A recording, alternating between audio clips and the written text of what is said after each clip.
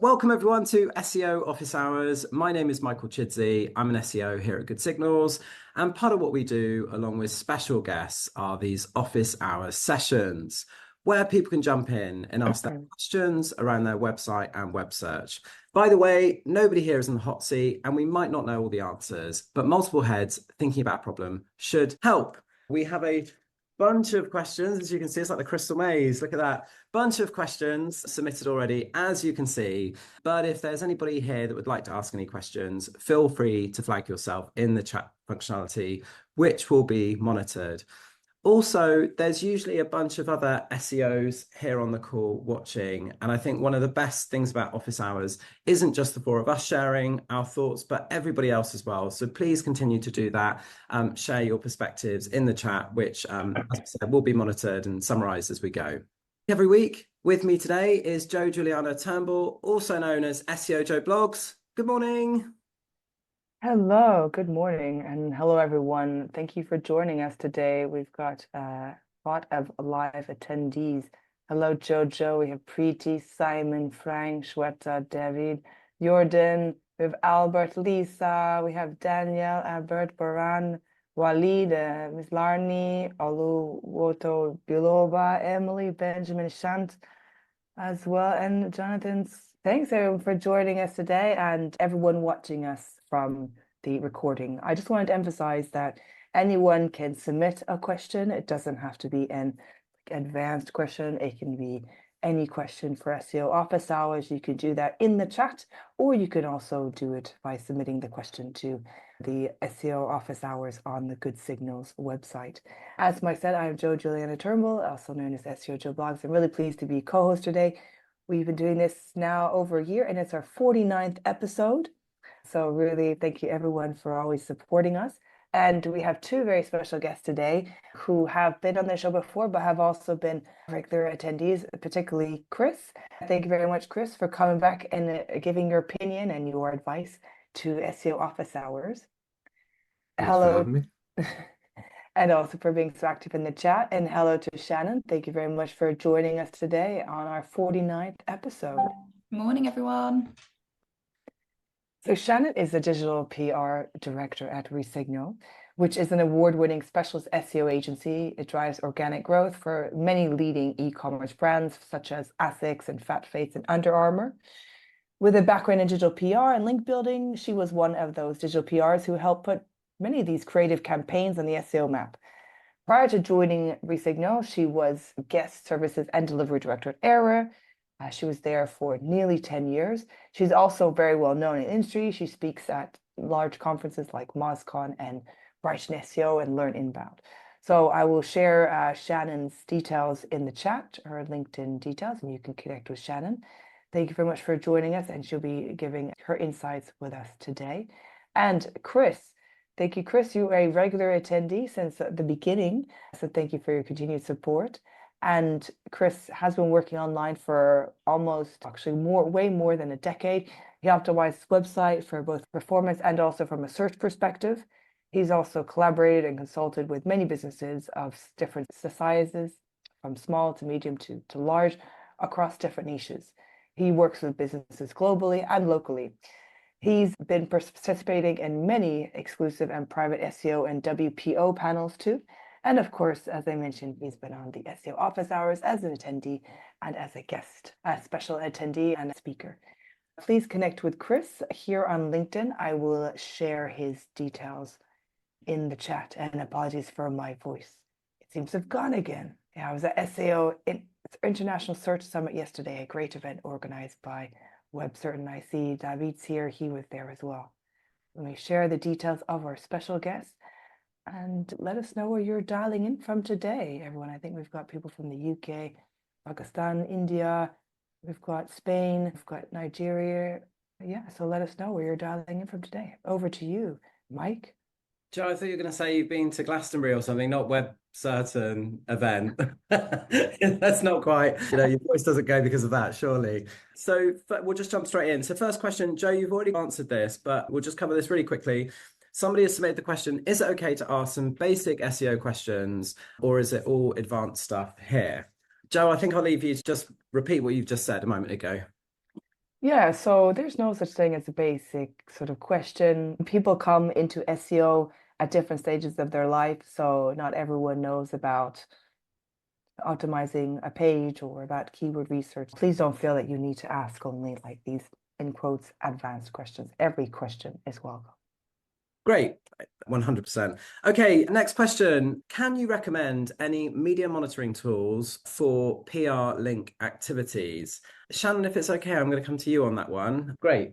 Yeah, let's dive on in. Okay, so I'm going to preface the answer with just saying that there is no perfect tool. I think as SEOs, as link builders, as digital PRs, we've got lots of experience using lots of different tech stacks and stuff like that, but there is no silver bullet when it comes to media monitoring or coverage reporting. There are some very good tools, but in my opinion, I believe the best thing to do is take a number of different tactics to make sure that you're scooping up and reporting on everything that you need to be. My best experience is probably working with a brand called Gorkana or Cision. They're great. You can use those, I guess, to do the bulk of the legwork, I would describe it. So they will report back almost daily or instantaneously, depending on what plan you're on, in terms of links and coverage that you've got.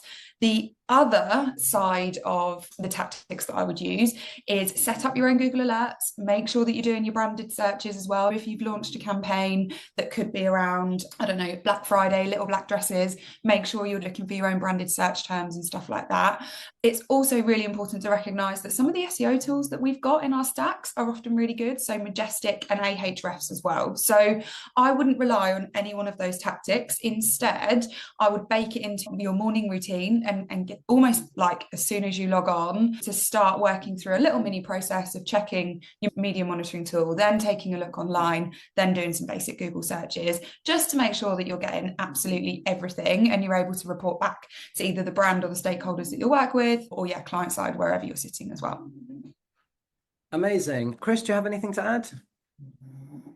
No, not really. Just to second Shannon, you do need to use several platforms to get the best out of it and focus in many different places because not one place can cover everything, not one platform. And the most important thing to use is your head. It's the one thing that makes us unique above these tools.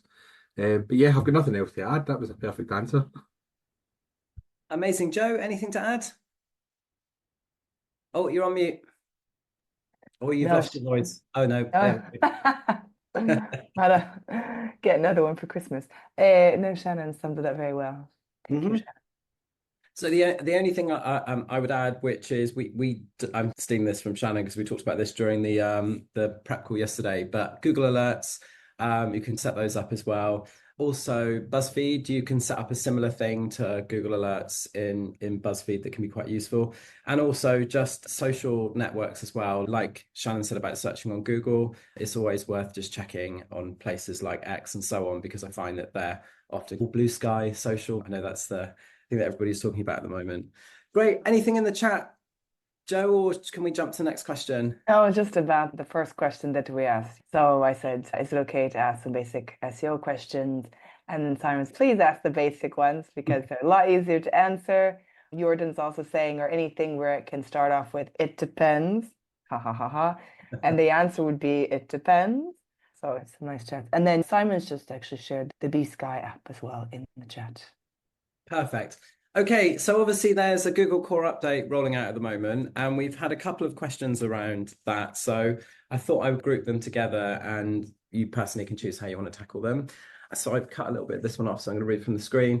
Is there a chance that the Google update, the algorithm update, started earlier than Monday? By the 31st of October, we were 8% down on non-PPC, and by the 7th of November, we were 27% down.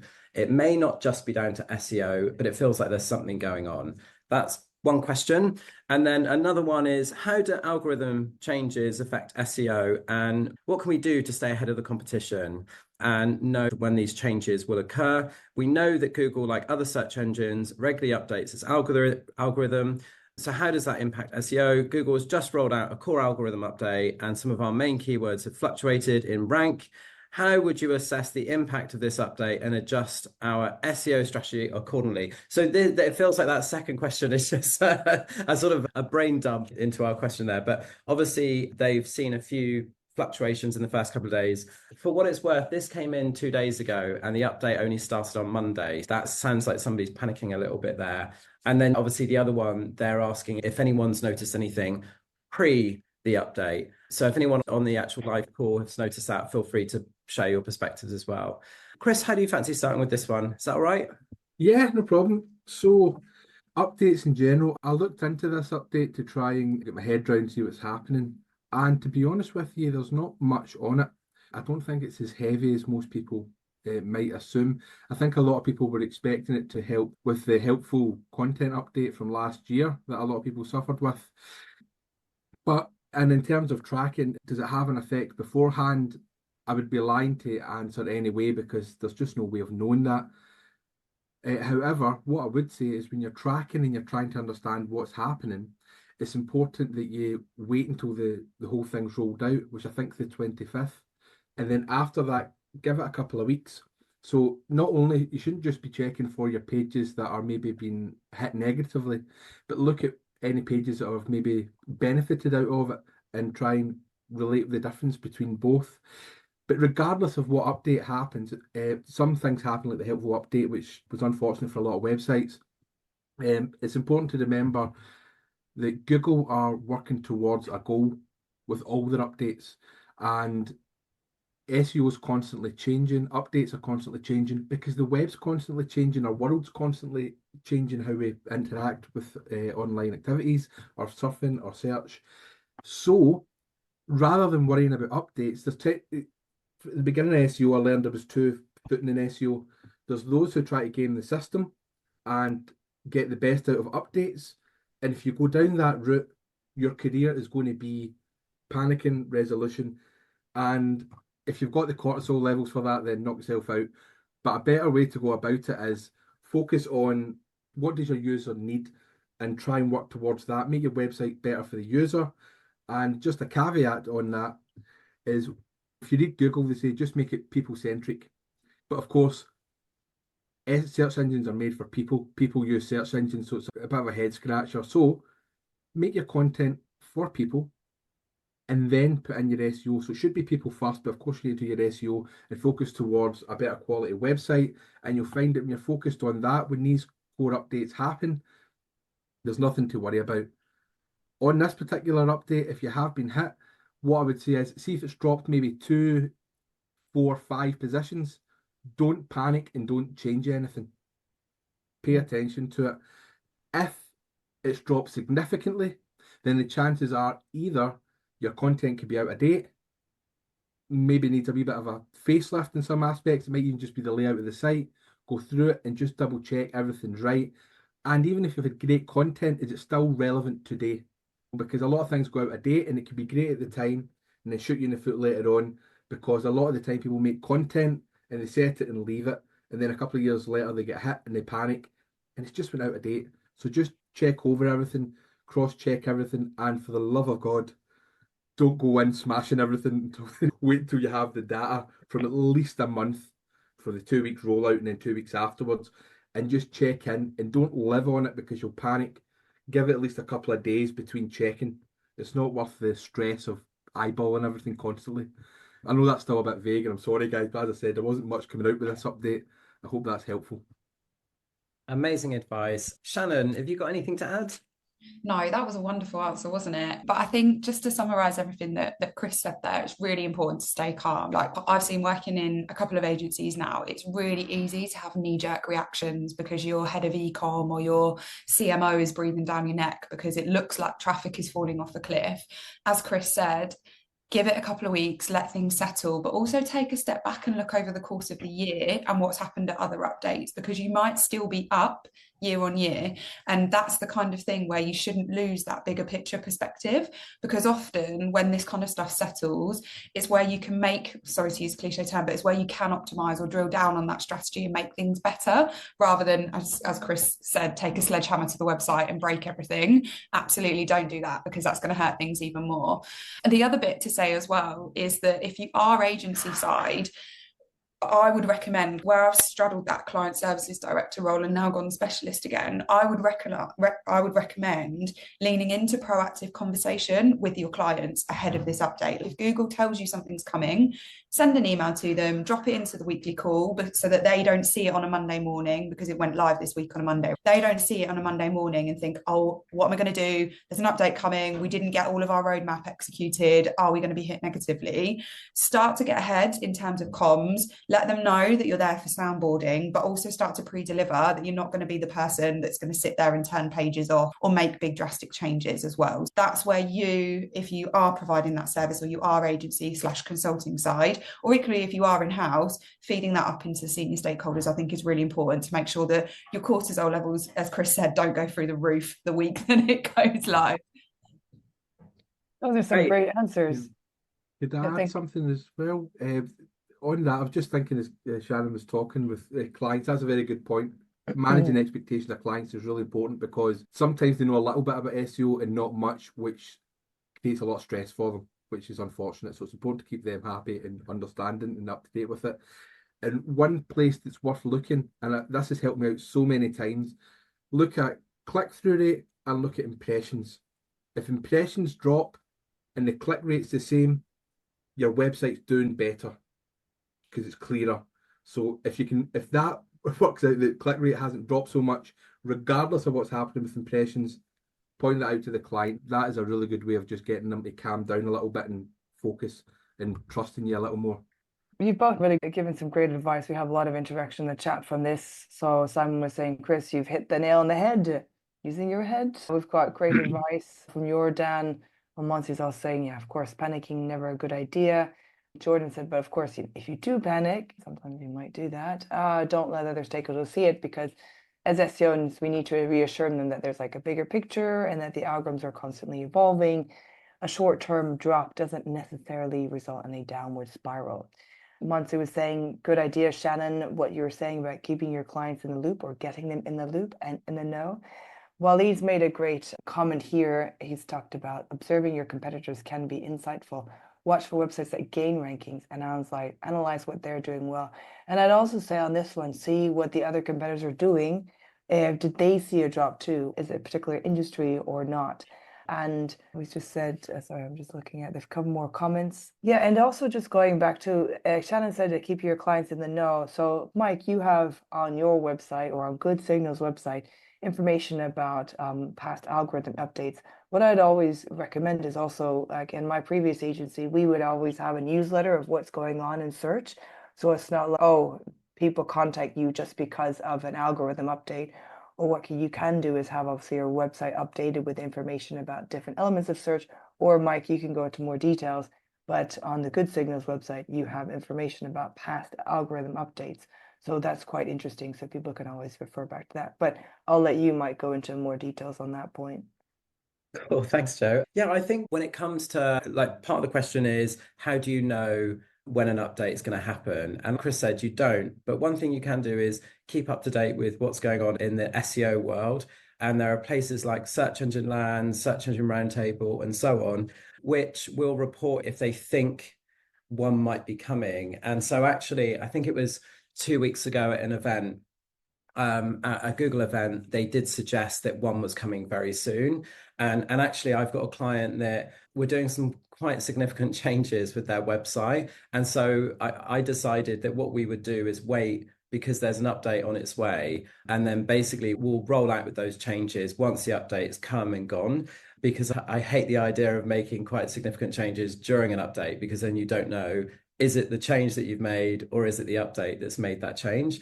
So although there isn't a place on the Google website where you can go, there's an update coming, they do, and once they do have one, they do announce it. But you can often follow those kind of publications.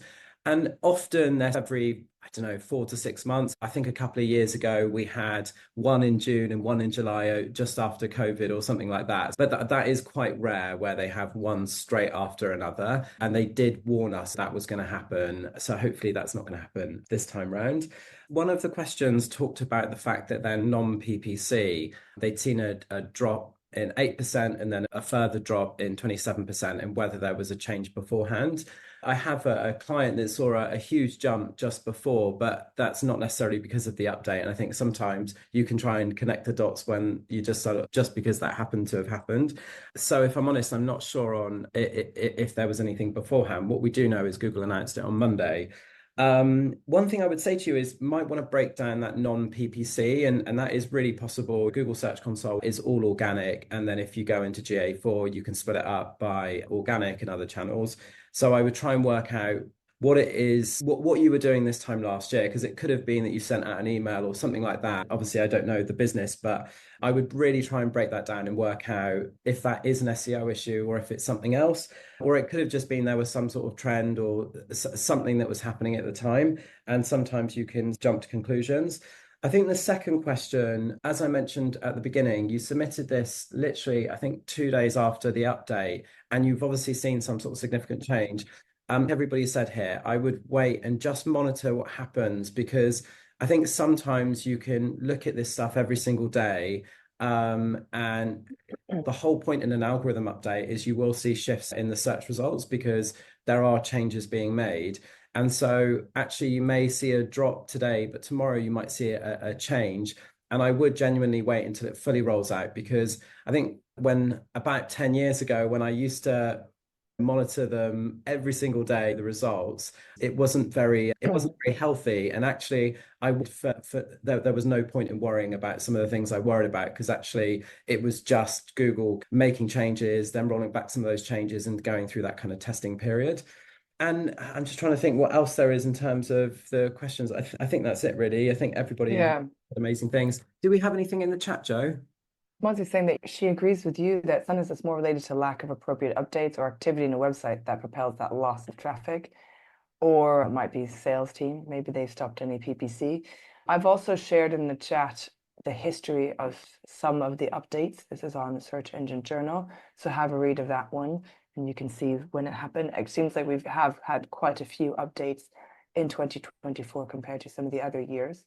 But we've all said it, like, just don't panic. If you've seen some changes recently, a couple of days, I think that's too little. That's too short a time frame to be like, okay, I'm going to change everything. Google themselves say it will take 2 weeks to roll out. Just keep monitoring it. And well, we've been quite lucky compared to last year, because it was the last half of the year that most of the updates happened, whereas actually we've only had 3 this year. This is the 3rd one in terms of core updates, not all of the others. Okay. March was the first one. And then August. So thank you everyone for being so interactive in the chat. And I just want to say thank you to also our viewers that are watching us, not live. If you are enjoying the show, which I'm sure you are, click on like on the video and subscribe to the YouTube channel. We will be continuing this show for the foreseeable future after Christmas as well, and for a few more months. So if you want to go join us and be our special guest, please do sign up to SEO office hours on the Good Signal site. I will put it in the chat, and it's also in the description as well. Back to you, Mike. Super. Okay, next question. Another digital PR-y kind of question, link building, is how do you convince a journalist or blogger to include your article or your website in an article that's already published? So Shannon, I'm going to lean again towards you. Right, this is coming my way, isn't it? Which is all good. So I think the first thing to say is that I want to extrapolate out journalists and bloggers as 2 separate entities, because they often want and need different things from you as a brand. So a blogger, as we know, there's lots of rules around, from advertising laws and rules and stuff like that we have to abide by. And there is also the case in question where we can slip into paid links and stuff like that, which is essentially flirting with the line of guest blogging, which again, we need to be really careful about and has been advised against. So I'm going to park the blogging side of things for one moment and then come back to the journalist side of things. So ultimately, I think the industry has changed a lot for journalists. And when I first started out in my traditional PR days, there was a lot more publications that hadn't gone under. There was a lot more publishing houses as well that hadn't been so heavily impacted by the economy and stuff like that. The journalist pool is a lot smaller than it was in previous years. It's highly competitive, and they are getting hundreds of emails a day. Their KPIs have also changed, and they've gone from volume of stories now into also having traffic KPIs, needing to rank for SEO terms. So the role role itself is completely evolved. So it's really important that when you're thinking about a digital PR or link building strategy, my biggest advice, and I always, when I'm doing training sessions and stuff like that, is that you need to forget the link. And you need to focus on creating an emotive story that the journalist needs or wants to share, because that's helping them with their KPIs. If your content is great, chances are you're going to get a link anyway. And therefore, if you don't, you can ask for it. So when you're looking at things from a journalist perspective and you're putting your hat on around brainstorming, you need to come up with something that the brand hasn't done before, or they haven't necessarily seen, is unique and original. So you almost ask yourself some of these questions. Have you done it before? Have you seen it before? Yes or no? If the answer is no, it's more likely to get coverage. What are the kind of headlines that you're going to pitch in? How are you going to give them something unique and new? Also, because they're so busy, how do you give them everything that they need to include your brand in there? Like, how do you make it easy for them to be featured? Is it another quote? Is it something like an additional piece of data?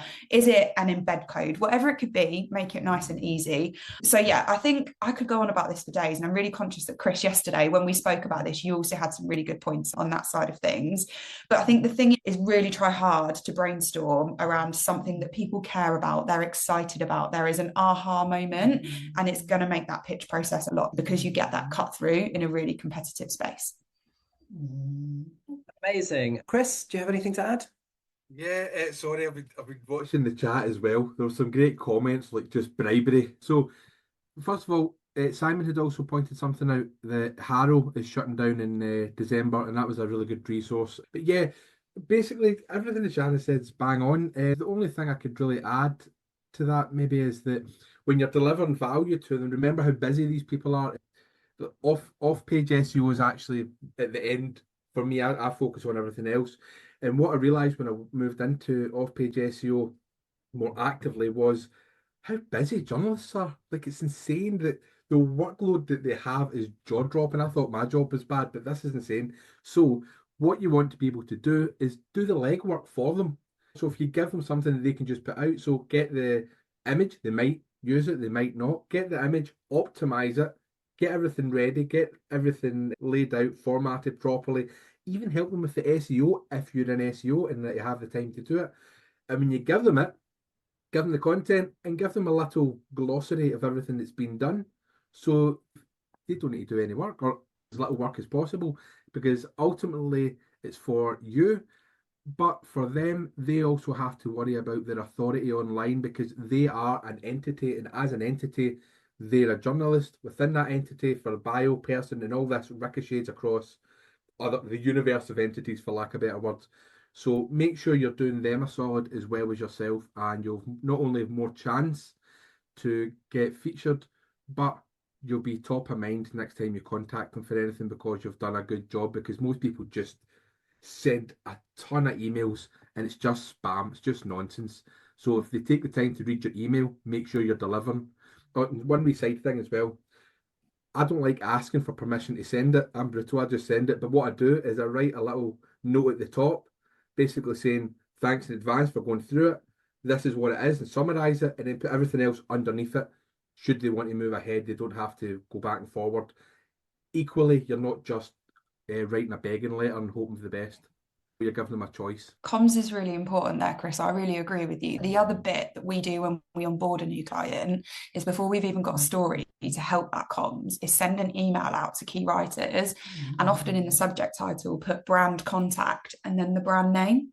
Because then when they're searching for things, let's say we work with an online pharmacy for ages. So we did this in my previous role. So we were like, brand contact, online pharmacy name, and then we listed all of the things that we could help them with, so like sexual health, weight loss, all of that stuff. So then when journalists are writing, oh, I'm so sorry, I do have a bulldog, I'm sorry, I'm so used to him. That was my bulldog snoring in the background. So I would just say, with using that brand, it means that when they're writing things, they can quickly search sexual health stat or quote, and your email will come back up as well. And apologies in advance for Hudson. Do you know what? I've spent the last 10 minutes looking through to see if somebody else is unmuted, trying to work out what that noise is. And Jojo pointed out, is that Shannon's dog snoring? So brilliant. Joe, do you have anything to add? I just wanted to say with this great advice, especially what you're saying, the last point, Shannon, and also Chris about the summary. Just wanted to share some of the things in the chat as well. Yeah, Simon, thank you for sharing the fact that Help a Reporter Out and the link to it is shutting down next month. A few tips here. Jojo says, don't begin the email with hello, dear. Yeah, that would be a bit annoying. And also remember to, I would say, if you have the person's name, please use that. Don't, I've had people's message and use obviously a male's name or someone else's name, not mine. It's very good that people are talking about bribing cupcakes and chocolates and things like that. I don't think journalists are, I'm sure things like that would be well received, but you can't really guarantee that might be a bit expensive. Also, we have what else? Make something good and make it come to you. Make them come to you, Monty's saying. And Jordan saying, ensure there's value for them, the reader and publishing edition. Yeah, I think both of you have had a lot more experience working with journalists than I have. I've done more of the influencer and I'm working on that side of things. Some great advice and tips there. And Mike, you've had a lot of experience working with journalists. Perhaps you can share a couple of things.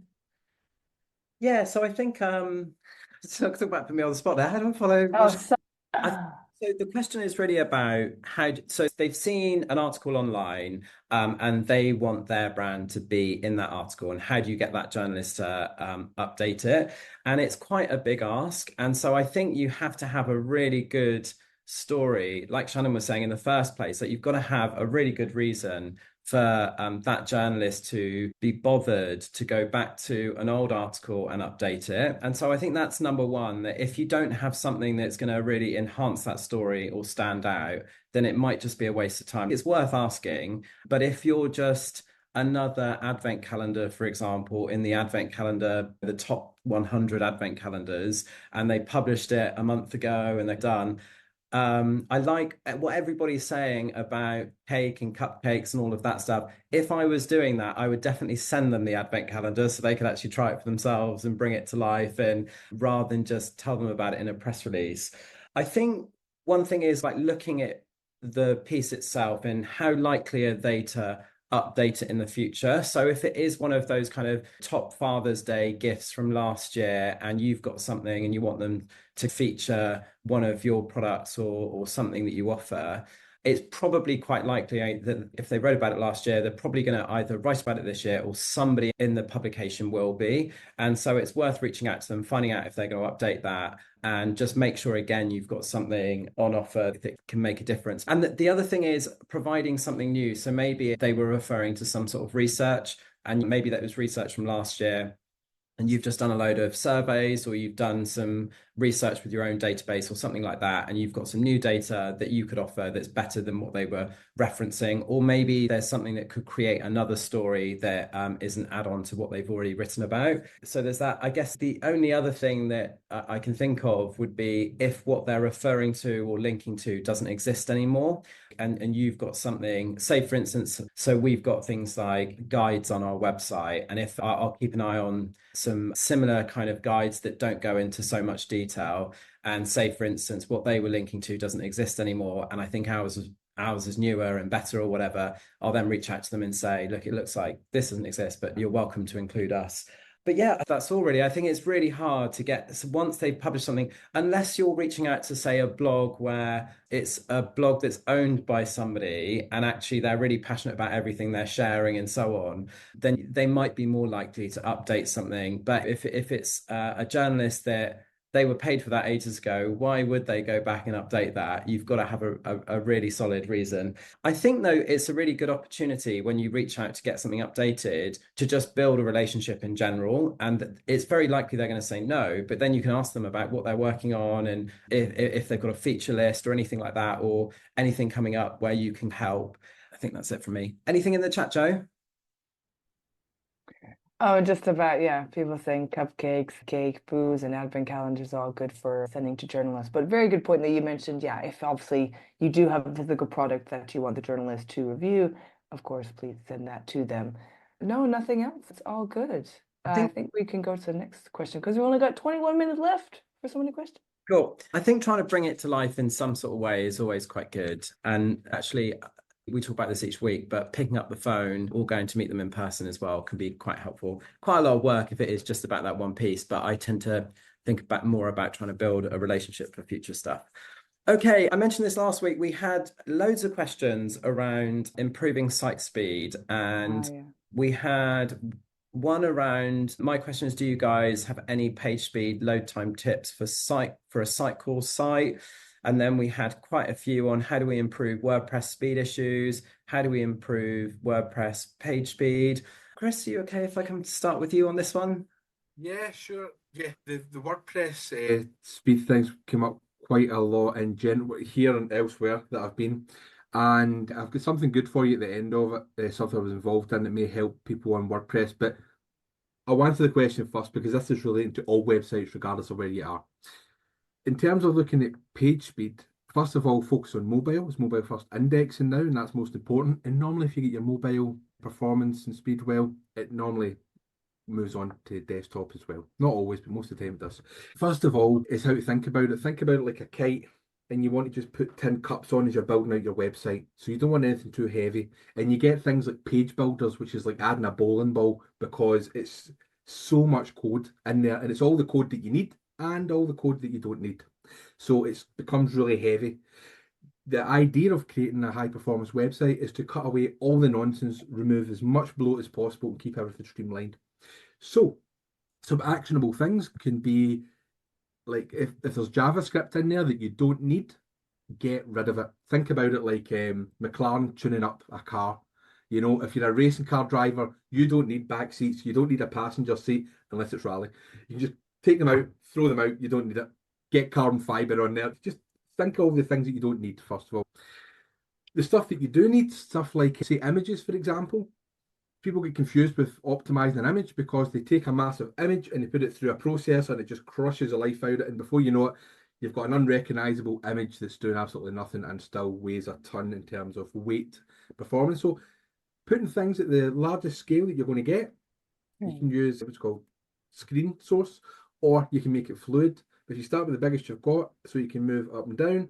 And once you've got the biggest that you've got, make sure that you've got, whether it's going to be PNG or JPEG, for example. JPEG's lossy, PNG is lossless. I'll not bore you to death, but in short, the code in the background of it brings it down because without changing it and lossless. Make sure you're using the right format. Think vectors for PNG, anything with gradients and stuff for photos, use JPEG. And once that's the right file at the right scale, the size, then you can compress it down to the point that just before your quality starts changing in the image. PNG you can get away with a little bit more as long as you're using vector, because PNGs can be quite big when there's gradients. So make sure you're taking it right down to that edge, and then once it's at the edge, you've got your image ready. Upload it first, and then convert it to WebP, which means if a browser doesn't use WebP, it will fall back to the PNG or the JPEG. So that will help with images as well. And believe it or not, it's insane the amount of performance that you get back from just doing images properly. People just, I don't know why they don't think about it. But all these small details all add up. So when you're thinking performance, trim the fat and streamline everything the best you can, and don't put things in for the hell of it. If you've got a bit on your theme, like for example, you can add your Google Analytics code, that's fine. If you don't need a plugin, don't use a plugin, just use your theme. So look for all these things, figure out the theme you're working with and how to get the best out of that instead of just slapping stuff on. I noticed someone in the chat also said about WP Rocket. You get them in Nitro, they're very good. I love their tools. But before you even use WP Rocket, go through your own CSS, and you want to think, I'll not bore you with a critical CSS path, but in short, think about it this way. You want your mobile media queries loading your header, your mobile, and then expanding up as you go down your CSS. So you want to start with above the fold stuff on mobile and work your way out from there. So think about it as you're giving somebody a piece of paper, what do they need first and how do they organize it? Because browsers obviously are going to render or paint your page in a decent order. So the information they have first means that they can get to work on that. Sorry, I'm spewing a lot. I could talk about this all day. I don't want to spew and loads up all the time. It's great. Is the framework a few years ago, just when Mike was saying about the updates in 2020, which was bringing out mobile first indexing, which we'd been warned about, I think, in 2015. So they were releasing that on, I think, the March, and then they pushed it a little. And the page experience update was Core Web Vitals. When that was coming up, I joined, but I was actually an old mentor. He was working on a framework to help deal with this for mobile first, coding for lack of a better word, to get everything ready for mobile first. And it was called WP Optimal, which is a private community. And it only comes from Invite because we didn't want it flooding everywhere. With that in mind, I'm no longer part of it. I talked to the guy who owns it last night and asked if I could share a link for everybody on this call. So if you're on WordPress and you want to have a look at this framework, this invitation will be open until, I think it was the 30th of November. You can go and check it out. I'll share it in the link. And there's a little video on there, which is my last mark on this. There's a wee video, a demo video that's 6 minutes, and it's me that's done it. Everything's 100% legit in it. I actually had to slow down because I got it to 4.5 minutes for making the web page originally, and you couldn't see the cursor, so I actually slowed down so you could see the cursor moving. Everything's legit, including the performance and the CO2 emissions of it. So I'll share that in the chat and have a wee look. It may help, may not, but regardless of whether you're on WordPress or not, optimize, cut the fat, remove the bloat, and don't take shortcuts if you don't need them. I hope that helps. That was a lot of information. Yeah, sorry, my rant. Shannon, do you have anything to add? This is way out of my digital PR lane, so I'm not going to pretend I know lots about page speed. The only thing that I would say coming at it from that digital PR perspective is make sure that if you are launching a creative campaign, follow the advice that Chris has just said there around images and stuff like that, because if your campaign page isn't loading and you're a journalist on a deadline, it's really easy to hit that cross in that top box and not cover your campaign because it's nice and slow as well. So follow Chris's advice. Thank you. And thank you, Chris, also for sharing the link in the chat here. For those that are watching the recording, we will be putting it in the description as well. Just wanted to make a couple of points as well from the comments. Simon said, go headless to output your WordPress site to a flat file. It's so much easier and much faster, but it will take a lot of work, not necessarily easier. Albert's suggesting WP Rocket and DB caching solution with WebP support. John's making a joke that in case it wasn't obvious, making things faster can be hard. Thank you, John. Jordan's talking about actually recommending tools like Sitebulb. Use Sitebulb to audit your site and pull Core Web Vitals through the platform. Then you can identify some quick wins and share them with the developer and clients. You can always speak to Jojo. She's on the chat today, and contact her if you want to have a demo of Sitebulb. Jojo's saying, you splendid person, you. And also compressed videos as well and pictures, Monty's saying, and also giving a big love for Sitebulb. So lots of advice there around that. We had a couple of questions also. I put in the one about any page speed load time tips for a Sitecore site. I don't think we have that, but some of the recommendations that Chris has mentioned can apply to Sitecore as well. Thank you. I just want to say also thanks everyone for watching us, because we've got 11 minutes left that are watching us not live and live as well. And if you are enjoying the show afterwards, you want to watch it again, click a like and subscribe to the YouTube channel. So we've got just 11 minutes left for a couple more questions. I'll pass over to you, Mike. Okay, great. Amazing answers, by the way. I'm just going to go on to the next one. Brilliant. Okay, next question. I'm opening up a restaurant in London in January 2025, and I need some help for showing up for location searches. Any tips on what to look for or ask when choosing an SEO company? Basically, they're a small business. They don't have a huge budget, and so they want to make what they've got. They want to stretch it and find the right people for them. Shannon, if you were setting up a restaurant in January, what would you do? Okay, so if I was trying to find a freelancer or an agency to support, I would probably start by looking and asking a bunch of individuals around their own credentials and experience. So local SEO is going to be really important for this website.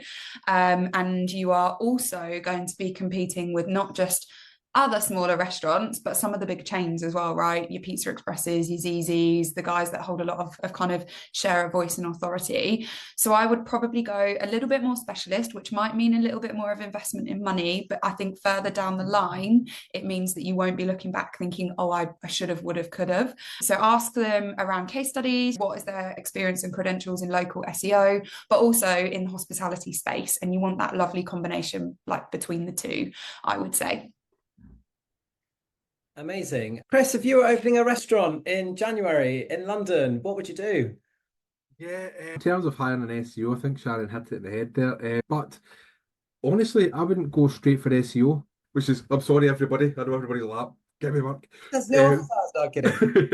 But what I would think about is filling out what you can do yourself. For example, you've got Bing and Google Business Profile, for example.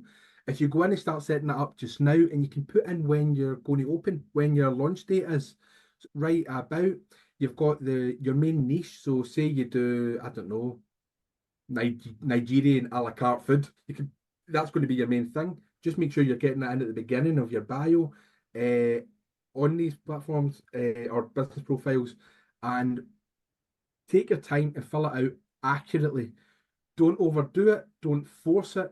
You're creating an entity. So you're trying to show people, think of an entity as a new thing you're bringing into an existence. So you want to be able to explain exactly what that is, no more, no less, just exact. And then other entities like the business owner, you want to be able to be connected to that, and you connect everything that's relevant and help build up that entity from other entities. Sorry, I'll stop there. I don't want to go down a rabbit hole. You're trying to create an entity. So business profiles, make sure that you're connected to everything you have. Open up your socials, make sure you've got your logo done properly, scaled.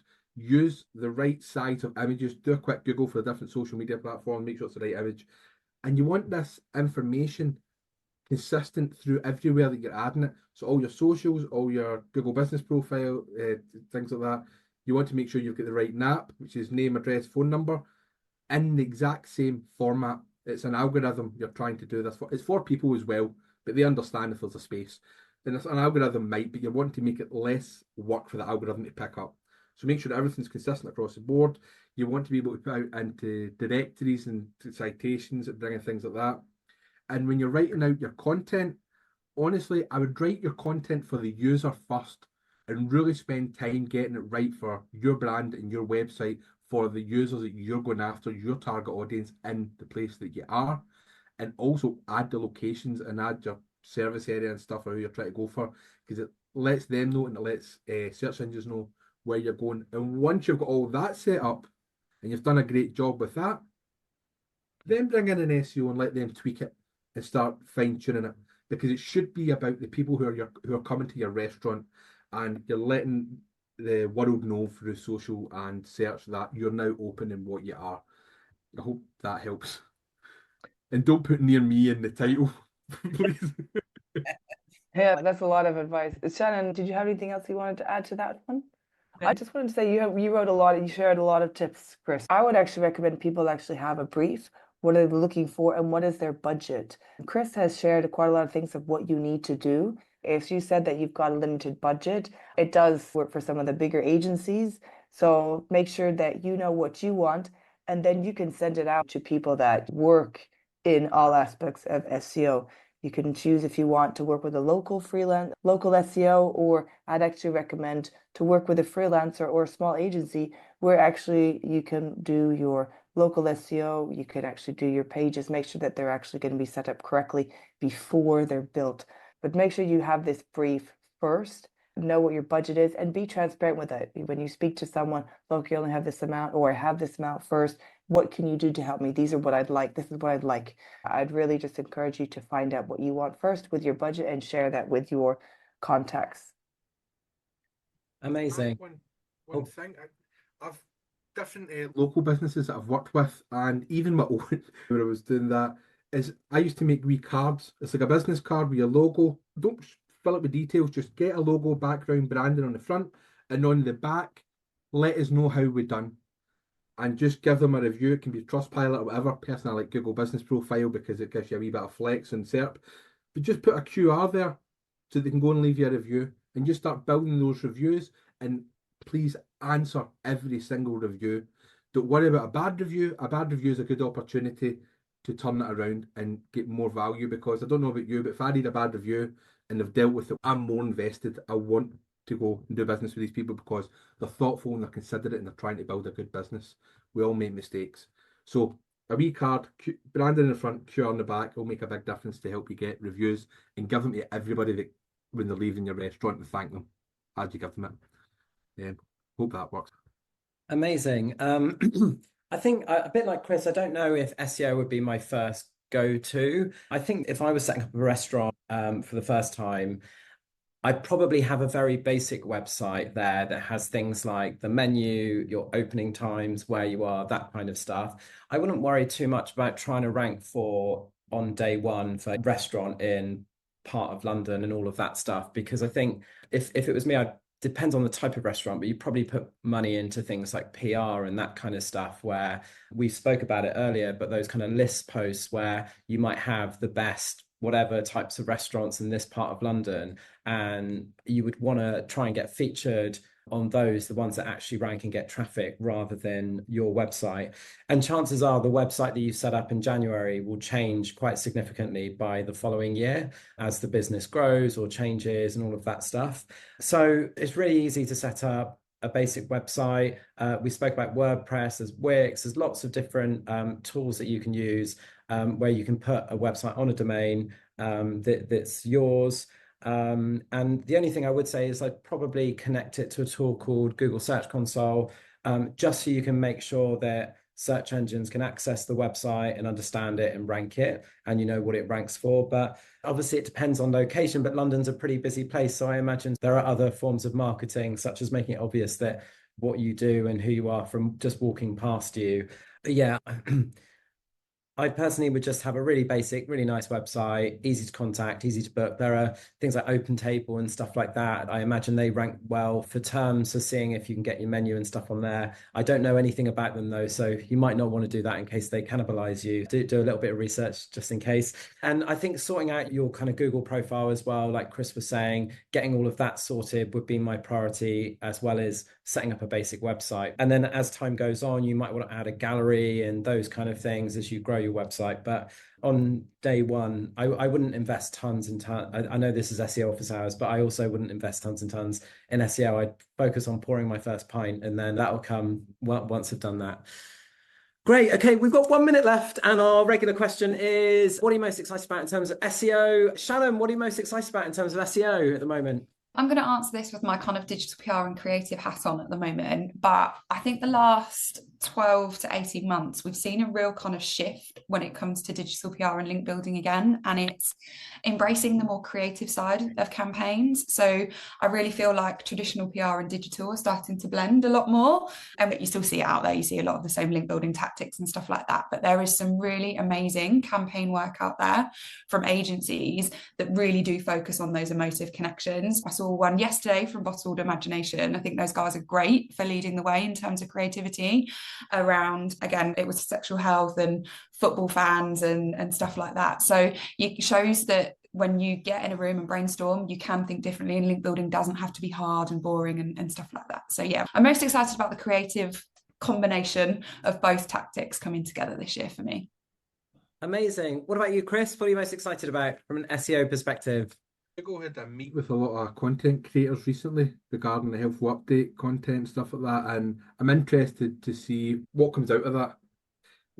If they take on what people said and genuinely try and help all round, see if that helps, because I think Google are still trying to find their footing in the new world too, and I think we just expect them to have all the answers, which of course they don't, because we're all human or algorithms. But I'd like to see what comes out of that and see what direction we start moving in. Amazing. Joe? As always, events. We have our first Search London workshop on Monday, November 25th. Uncrawl are sponsoring. So if anyone's in London, we just have a couple of tickets left, and you can come and learn all about tech SEO. Amazing. Thank you, everybody, for joining us. Thank you, Chris and Shannon. Joe, thank you for co-hosting. Thank you to those who watched live. Thanks to those who watched after on YouTube. And thanks to those that submitted their questions. I hope this was helpful. We'll see you next week. Thank you so much. Lovely Thanks, weekend. everyone. Thank you, everyone, Thanks, for everyone. coming. Bye. Thank you, Cheers. Shannon and Thank Chris. you. Thank you, Mike. Bye. Bye.